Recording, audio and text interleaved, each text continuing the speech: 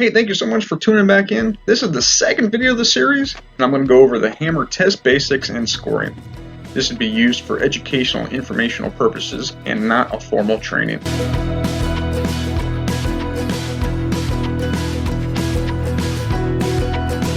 Now I'm going to go over some 20-meter hammer procedures. Identify if the outside environment is within the AFI parameters to conduct a 1.5-mile run by calling base weather for the wet bulb globe, wind speeds, lightning, not within range, and any other conditions specific to your area, like snow, or tornadoes, or whatever environmental conditions and such. If one or more of those environmental conditions are outside of the AFI standards, or if it is unsafe for the airman to conduct a 1.5-mile run outdoors, then the 20-meter hammer is to be conducted on the basketball court. At that point, you go read the verbal instructions to the entire group prior to performing the hammer. I'll put a link in the description below for them.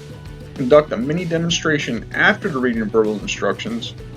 Emphasize to the airmen that they must make it to the line before the beep and cannot leave the line until the following beep. The PTLs have the airmen fill out the 4446B hammer score sheet with their name, age, gender, and date. So this is an example of the hammer 4446B. Have your airmen fill out the top 4 areas that are inside the box that have the arrows, red arrows pointing to them. The age and gender is used to identify the airman's score quickly on the score sheets. I'll put a link in the description below for the 4446B hammer score sheet. A little more on scoring. So after the PTL identifies an airman to score, they will be just on the outside of the hammer testing area to keep track of the airman shuttles. The PTL will circle the number on the score sheet for each of the airman's completed shuttles that correlate to the auditory file being played. The PTL will put an X on the sheet each time the airman did not reach the corresponding line to the shuttle or leaving the line too early. This is an example of the 4446B score sheet. The circle numbers would be an example of the completed shuttles. The X's would be an example of incompleted shuttles where the airman did not reach the line by the beep or left the line before the next beep.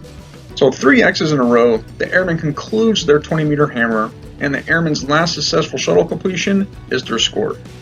If the airman gets 2 X's and is followed with a successful shuttle completion, then the airman's chances start over again. If the airman wishes to stop the test for any reason, the last successful shuttle completion is the score. As an example, the circles represent the shuttles completed by the airman. On shuttle 27, they made it to the line just barely.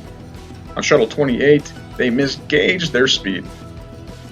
On shuttle 29, they got some pep in their step, but couldn't keep it up for 30, 31, or 32. This is an example that an airman would have a final score of 29 shuttles. I'll go over the score sheets in another video and how they correlate to the completed shuttles by the airman. The diagram represents the positioning of the outside foot by the black oval in relation to the line shown in blue. If the airman's foot contacts the line or is past the line, the shuttle was successful and the PTL will mark a circle on the airman's score sheet. If the airman's foot falls before the line, doesn't arrive at the line, or leaves the line too early, the airman's shuttle does not count, and the PTL will mark the airman's score sheet with an X. So don't wrap your head around the foot placement and specifics too much. If the airman is touching the line or it's somewhere on the line, it's completely fine. You'll be able to tell when everybody else stops to land on the line and who hasn't reached the line because they're still moving.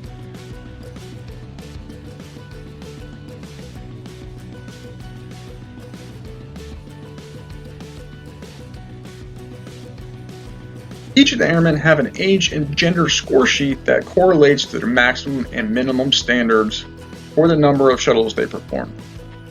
After the airmen fill out their score sheets and before they hand them to the PTLs, read out loud the minimum and maximum shuttle standards so they know what shuttles they need to get to.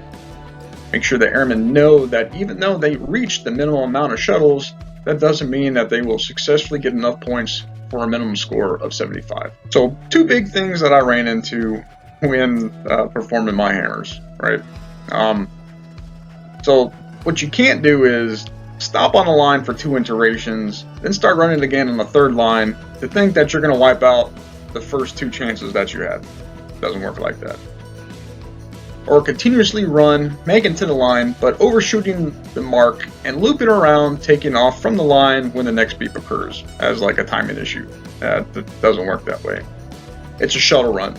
The purpose is to see how many shuttle completions you can achieve for gauging your VO2 max and your cardiovascular fitness. So just to reiterate some test scoring specifics. You must reach the line before the beep. You have to stop it with at least 1 foot on the line or over the line before the next beep. You cannot leave the line before the beep. And when the airman has voluntarily stopped their test or cannot keep up with the beeps, their last shuttle completion is boxed off and initialed. If anybody has any questions, please leave them in the comments below so I can answer them directly and put them in the last video of this series to cover anything I didn't get to explain well enough for everybody's benefit. On the next video, I'm going to go over how to score the airmen from the gender and age sheets. Thank you for watching.